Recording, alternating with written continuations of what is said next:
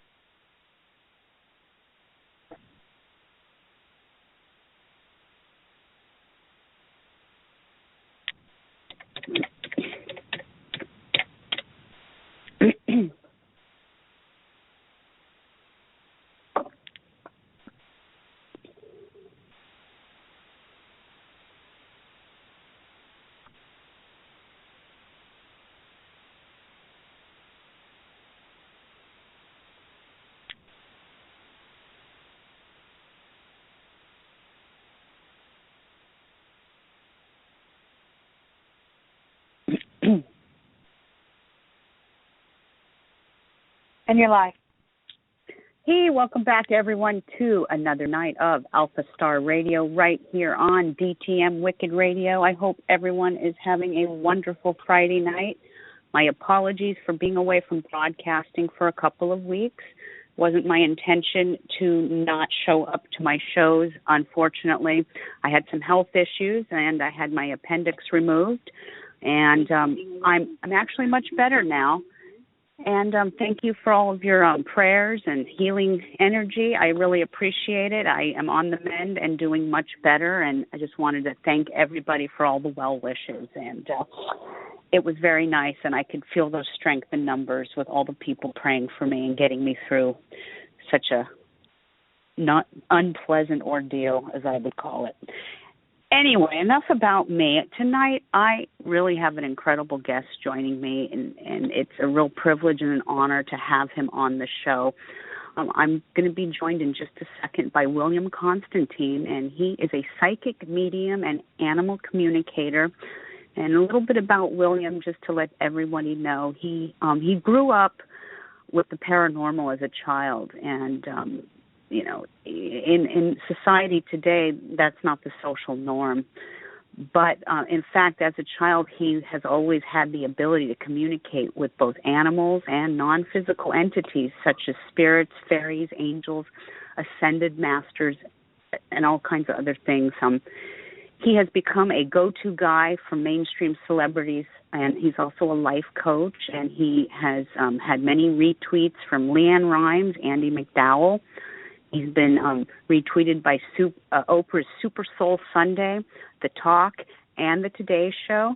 And I did not realize this until just a second ago. He was also a former supervising producer for The Rachel Ray Show. He's a fascinating and incredible human being, and it is my honor tonight to have him join me this evening. I'm hoping he is with me this evening. William, good evening. Hello, how are you? I'm wonderful, William. Thank you so much for being here on Alpha Star Radio. It's a real honor and privilege to have you with us tonight. Oh, the privilege is all mine. Well, you're a pretty wonderful soul, I'll tell you. I've been looking through some things on you and researching you a little bit, and you are the real deal, my friend. One thing I know about myself is in the type of astrology that I do, I'm not too popular with a lot of psychic mediums. And that's only because I can see what I see in the stars, and I know who's who and who's not, who they claim to be. And you, my friend, are absolutely genuine and wonderful. So before I dive into all of this, I just maybe tell the listening audience a little bit about yourself, how you came to notice your abilities. Well, you know, I started off as a little kid, and I always had spirit around. I didn't know that it was spirit until probably I was 7. Say the most sort of my awakening was I was 7 and I was in elementary school or whatever, and the principal had passed, but I had this meeting with him, and I kept seeing him all day, and you know, Mr. Dobus kept saying to me, you know, don't forget our meeting, because we were going to put on a school play and we were going to talk about it. And so I go into the office, and the ladies in the office, I said, you know, I'm here to see Mr. Dobus. And they said, well, he hasn't been here all day. And I was 7, so and I'm an indigo child, so I tend to be a little bit belligerent when people are, trying to pull one over on me. So, I argued for a little bit, and I went home sulking. And then I came back the next day, and in homeroom, they announced that Mr. Dovis had passed the day before of a brain aneurysm in his office. Uh-huh. So, so it was at that point that I realized that not everybody saw what I saw. And as I continued to grow older, I was trying to filter, and I was trying to, pretend like I didn't have this ability, but every once in a while, some type of information would be disclosed to somebody, and it would either scare them and they'd run for the hills, or it would intrigue them, and so it was, I'd say that was probably my time where I knew that was going to happen. And then when I dove into it professionally was many years later. I was probably, 15, 16, something like that. My grandparents had died of a car accident, but I was in Connecticut, and I was sitting in my living room watching TV or walking by the TV, and something caught my eye. And then I sort of went into this trance where I got the vision of my grandparents driving home. And, and my grandmother had this habit of falling asleep in the car, and my grandfather would wake her up before they got home. And this time what happened was he, was saying, Margaret, get up. And she didn't get up. And then he looked over to her, and he realized something was wrong. So then he said, oh, my God, no. And as he turned for her, because she became the priority, he hit the steering wheel with his elbow, and his foot landed on the accelerator because he was reaching for her. And he put the car on track, and the car was going at such a rate that when he impacted with a telephone pole, the engine actually impaled him, and he died. Right away. She was already gone, and the transformer box torched the car. So it was a devastating blow to me because they were also, I was in 10 different foster homes. They were my first foster home and my last foster home, and so they were pretty much what I considered my parents.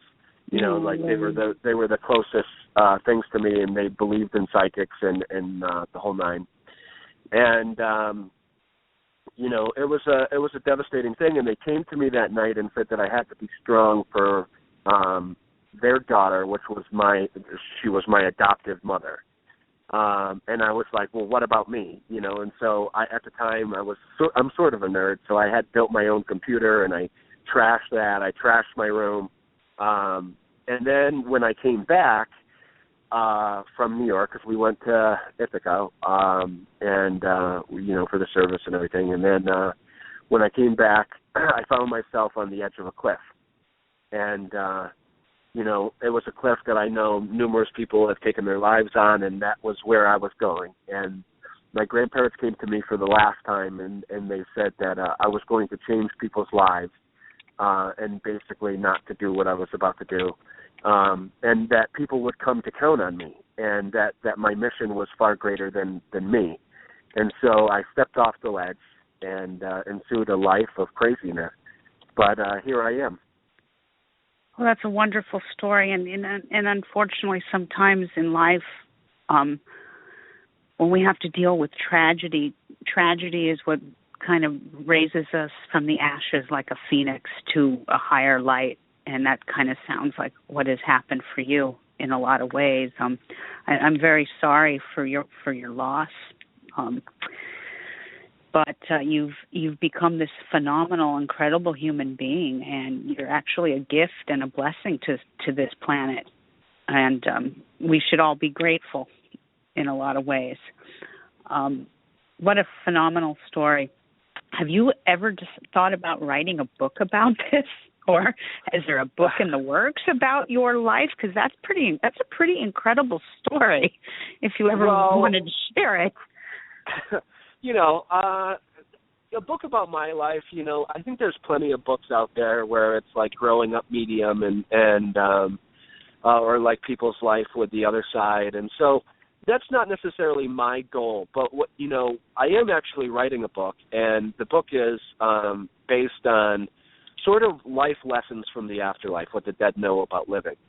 And because throughout my doing readings, I realized that I was getting a lot of all the shoulda, coulda, wouldas. They wish they loved more. They wish they forgave more often. They wish they followed their own dreams instead of pursued other people's, that were bestowed upon them. They wish they lived life outside of their comfort zone. So there's all of these other things. And, then I started thinking, this is really would help in life coaching. And so then I started the life coaching stuff. And then, that just started to grow. And then, and I think that a lot of people have asked me, like, what does the dead think about living? Or, because a lot of clients will say they don't understand the reason why we're here, right? And I'm sure you probably get that in astrology too, is that nobody understands really why we're going through this mundane monotony of everything that we're going through. So I think that that was really the important thing for me to write about rather than my story, because I could tell my story, but that's going to be later on down the road, because, I was in foster homes. I was molested there. I was homeless for 3 years on the street. So I have a vast story, and any one of them would make a great Lifetime movie. Oh, but, absolutely. I agree. But, so it's and I think the thing is sometimes the greatest spiritual teachers have to go through the biggest trauma, and it's through that, because I remember one time I was doing a reading for somebody, and it was the first time that a molestation connection came up. And I thought to myself, I don't really want to go through this. I don't want to go through this. And Archangel Michael is standing beside me, and he's like, listen, it's not about you and your journey. It's about helping your client and their journey.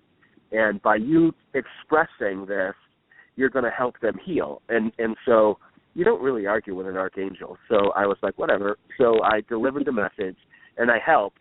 And, and it really helped them be able to release it and forgive, what happened. And so then I realized that sort of my motto for all of the work that I do is that it's never really about me.